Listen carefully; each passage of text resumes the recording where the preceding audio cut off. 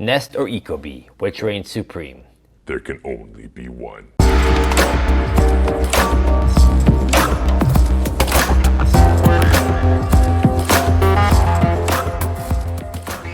Today we're going over which unit I would buy as an HVAC technician. I'm Elran, I own a heating and air conditioning company, and I've been in the trade for 15 years. Now, just to be clear, this is not a deep dive into each product. You can find those all over YouTube. What I'm going over is some high-level info on each unit about things that matter to me as a tech. So let's not waste any time. Number one, look and feel. Okay, I can't deny both these units look good. The Ecobee's slick, it's got a big viewing area, nice rounded edges, and it looks like something you would pull out of Cyberpunk 77. And you know what? It definitely works better than the game does. And it's got a nice touchscreen, which makes it nice and easy to operate. Now the Ecobee is nice, really nice, but Nest has crushed it since day one. They took the classic Honeywell round thermostat and they brought it to the 21st century. It's got a nice stainless steel outer ring, and when you spin that puppy, you can tell it's a good build. So hands down, I'm giving this one to Nest. Number two, installation. The dreaded C-wire. Okay, here's the deal.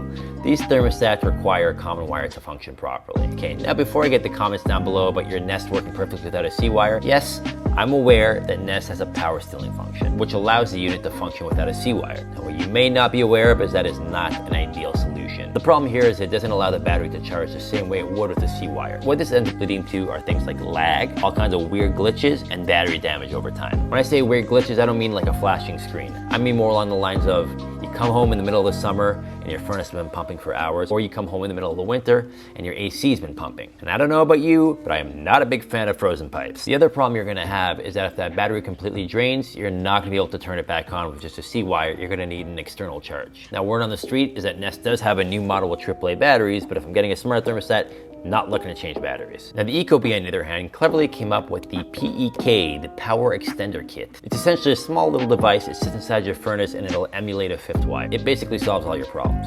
Outside of that, the installations are pretty much identical. So installation category goes to Ecobee. By the way, if you're finding this useful, feel free to like and subscribe, helps the channel, or don't, I'm not your boss. Okay, number three, money saving. All I have to say here is Ecobee Plus. Here's how it works. It allows you to pick your location and your hydro provider.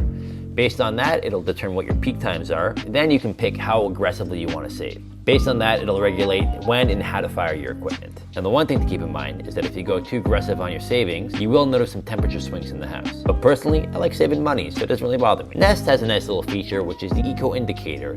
It's a little green leaf that pops up on your screen that will tell you if you've selected an economical option. It's a good way of learning the relationship between your unit and your hydro cost. The Ecobee Plus feature is really impressive. They're the only ones who are doing it, and I've heard of people saving up to 30% on their hydro. And for that reason, Ecobee takes the money saving category. Number four, scheduling. Okay, Ecobee's got a pretty standard scheduling system. You got a little bit of tinkering out of the box, you'll set your times and your temperatures, and you're off to the races. Nest, on the other hand, is something that's quite amazing. It learns your habits and your schedule on its own, and it'll make the necessary adjustments without you to keep you comfortable. Let's say you wake up every morning and you set the temperature to about 20 degrees. And then you shower and you're getting ready, and as you're getting ready, you start to heat up, so you turn the temperature down to 19 degrees. And then a couple hours later, you're a little bit cold, so you turn your temperature up back to 20 degrees. The Nest will make note of that. And if it notices that it's not a one-time thing, that this is becoming a habit, it'll start making that adjustment for you. And Nest is pretty much ready to use out of the box, and the more you have it, the more comfortable your house will become. This is an easy one. Nest takes the scheduling category. Okay, finally, we have sensors. Now everyone just calm down.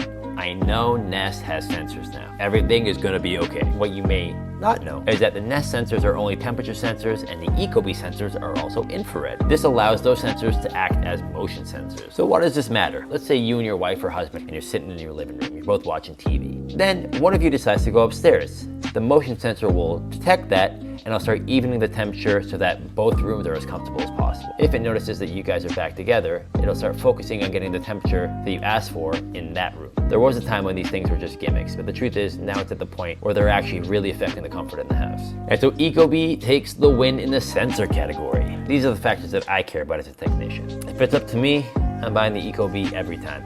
That's all I got for you today. If you have any questions, concerns, I got something wrong, I got something right, let me know and leave a comment below what you want to see next.